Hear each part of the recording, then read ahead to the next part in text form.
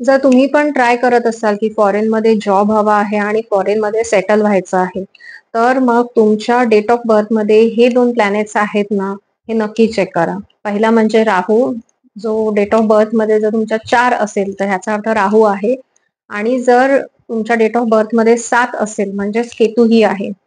राहू आणि केतू ही जोडी फॉरेन सेटलमेंटसाठी खूप उपयोगी आहे.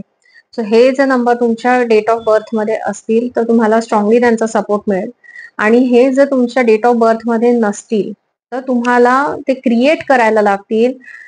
त्याचे वेगवेगळे उपाय असतात, पण सगळ्यात सिंपल उपाय जो तुम्ही करू शकता, तो म्हणजे राहूचा मंत्र करणं मी दिलेला आहे आणि केतूचा मंत्र करणं.